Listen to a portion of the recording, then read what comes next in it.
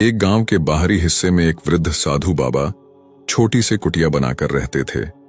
वह ठाकुर जी के परम भक्त थे। उनका स्वभाव बहुत ही शांत और सरल था। उन्हें दिन रात बस एक ही कार्य था, ठाकुर जी के ध्यान भजन में खोए रहना। उन्हें ना खाने की चिंता, ना पीने की चिंता थी, तो बस एक कहीं ठाकुर जी की सेवा कमी ना रह जाए। भोर से पूर्व ही जाग जाते, स्नान और नित्य कर्म से निवृत्त होते और लग जाते ठाकुर जी की सेवा में। उनको स्नान कराते, धुले वस्त्र पहनाते, चंदन से तिलक करते, पुष्पों की माला पहनाते, फिर उनका पूजन करते, ठाकुर जी का भजन आदि करते। फिर जंगल से लाए गए फलों से ठाकुर जी को भोग लगाते। वह बिल्कुल वैरागी थे, किसी से विशेष कुछ लेना देना नहीं था उनको। वह फक्कड़ थे, किंतु किसी के आगे हाथ नहीं फैलाते थे। यदि कोई कुछ दे गया तो स्वीकार कर लिया, नहीं तो राधे राधे। फक्कड़ होने पर भी एक विशेष गुण उनमें समाहित था। उनके द्वार पर यदि कोई भूखा व्यक्ति आ जाए तो वह उसको बिना कुछ खिलाए नहीं जाने देते थे। कुछ नहीं होता था तो जंगल से फल लाकर ही दे देते थे, किंतु कभी उन्होंने किसी को अपने द्वार से भूखा नहीं जाने दिया। यही उनकी स्थिति ठाकुर जी के प्रति भी थी। उनको इस बात की सदैव चिंता सताती रहती थी कि कहीं ठाकुर जी किसी दिन भूखे ना रह जाएं। उनके पास कुछ होता तो था नहीं, कहीं कोई कुछ दे जाता था तो भोजन बना लेते थे, पर वह अपने पास थोड़ा गुड़ अवश्य रखा करते थे। यदि भोजन बनाते थे तो पहले भोजन ठाकुर जी को अर्पित करते, फिर स्वयं ग्रहण करते। किंतु यदि कभी भोजन नहीं होता था तो गुड़ से ही काम चला लेते थे। थोड़ा गुड़ ठाकुर जी को अर्पित करते और फिर थोड़ा थोड़ा खुद खाकर पानी पी लेते थे। एक बार वर्षा ऋतु में कई दिन तक लगातार वर्षा होती रही। जंगल में हर ओर पानी ही पानी भर गया। जंगल से फल लापान संभव नहीं रहा। उनके पास रखा गुड़ भी समाप्त होने वाला था। भारी बारिश को होते देख अब बाबा जी को बड़ी चिंता होने लगी। वह सोचने लगे कि यदि वर्षा इसी प्रकार होती रही तो मैं जंगल से फल कैसे ला पाऊंगा और ठाकुर जी को भोग कैसे लगाऊंगा। गुड़ भी समाप्त होने वाला है, ठाकुर जी तो भूखे ही रह जाएंगे, और यदि द्वार पर कोई भूखा व्यक्ति आ गया तो उसको क्या खिलाएंगे हम। यह सोचकर वह गहरी चिंता में डूब गए।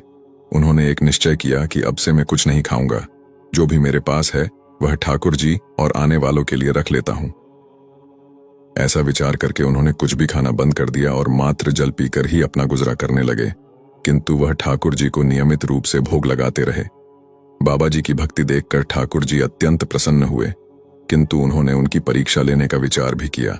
2 दिन बाद ठाकुर जी ने एक वृद्ध ब्राह्मण का रूप धारण किया और उस बाबा की कुटिया में उस समय गए जब बहुत तेज वर्षा हो रही थी।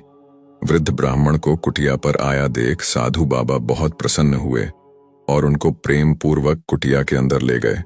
उनको प्रेम से बैठाया, कुशल मंगल पूछी। तब वह ब्राह्मण बड़ी ही दीन वाणी में बोले कि मैं 3 दिन से भूखा हूं। भूख के कारण मेरा शरीर बहुत कमजोर हो गया है। यदि कुछ खाने का प्रबंध हो जाए तो बहुत कृपा होगी। तब साधु बाबा ने ठाकुर जी को मन ही मन धन्यवाद दिया कि उनकी प्रेरणा से ही वह कुछ गुड़ बचा पाने में सफल हुए।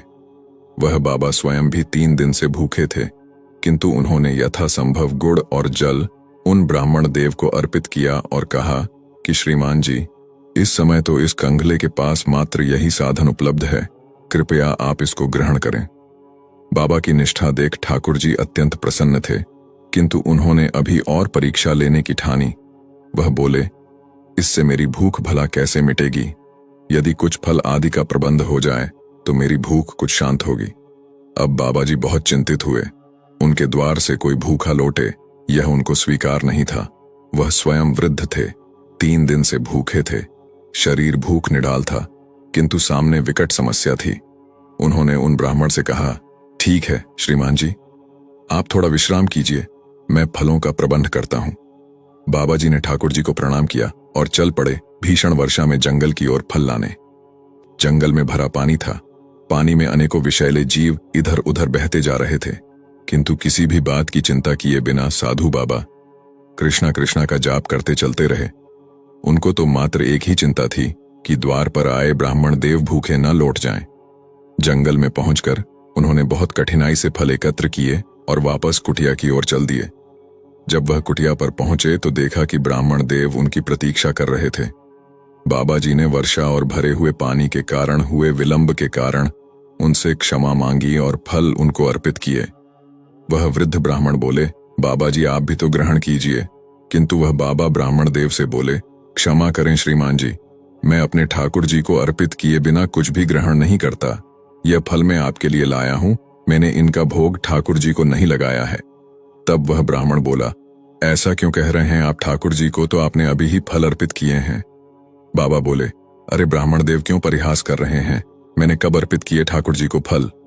तब ब्राह्मण देव बोले, अरे यदि मुझ पर विश्वास नहीं तो जाकर देख लो अपने ठाकुर जी को, वह तो तुम्हारे द्वारा दिए फलों को प्रेम पूर्वक खा रहे हैं। ब्राह्मण देव की बात सुनकर बाबा जी ने जाकर देखा तो वह सभी फल ठाकुर जी के सम्मुख रखे थे, जो उन्होंने अभी अभी ब्राह्मण देव को अर्पित किए थे। वह तुरंत बाहर आए और आकर ब्राह्मण देव के पैरों में पड़ गए और बोले, कृपया बताएं आप कौन हैं। यह सुनकर श्रीहरि वहां प्रत्यक्ष प्रकट हो गए। ठाकुर जी को देख वह वृद्ध बाबा अपनी सुध बुद्ध खो बैठे। बस ठाकुर जी के चरणों से ऐसे लिपटे मानो प्रेम का झरना बह निकला हो। आंखों से अश्रुओं की धारा ऐसे बहे जा रही थी जैसे कुटिया में ही वर्षा होने लगी हो। ठाकुर जी ने उनको प्रेम पूर्वक उठाया और बोले, तुम मेरे सच्चे भक्त हो, मैं तुम्हारी भक्ति, तुम्हारी निष्ठा और प्रेम से अभिभूत हूं। मैं तुम्हारी प्रत्येक इच्छा पूर्ण करूंगा, कहो क्या चाहते हो। किंतु साधु बाबा की तो मानो वाणी ही मारी गई हो, बस अश्रु ही बहे जा रहे थे और वाणी मौन थी। बहुत कठिनता से स्वयं को संयत करके वे बोले, हे नाथ, जिसने आपको पा लिया हो उसको भला और क्या चाहिए। अब तो आप बस मुझे इन चरणों में आश्रय दे दीजिए। ऐसा कहकर वह पुनः ठाकुर जी के चरणों में गिर पड़े। तब ठाकुर जी बोले, मेरा दर्शन व्यर्थ नहीं जाता, मांगो क्या चाहते हो, कहो तो तुमको मुक्ति प्रदान करता हूं। यह सुनते ही बाबा विचलित हो उठे। तब बाबा बोले, हे श्री हरि, हे नाथ, मुझको यूं न छलिए, मैं मुक्ति नहीं चाहता। यदि आप देना ही चाहते हैं तो जन्मों जन्मों तक इन चरणों का आश्रय दीजिए। हे नाथ, बस यही वरदान दीजिए कि मैं बार बार इस धरती पर जन्म लूं और हर जन्म में आपके श्री चरणों के ध्यान में लगा रहूं। मैं हर जन्म में इसी प्रकार आपको प्राप्त करता रहूं। तब श्रीहरि बोले, तथास्तु। भगवान के ऐसा कहते ही साधु बाबा के प्राण श्रीहरि में विलीन हो गए। जिसको मुक्ति ही मिल जाए तो और उसे क्या चाहिए, मुक्ति ही तो सबका लक्ष्य होता है।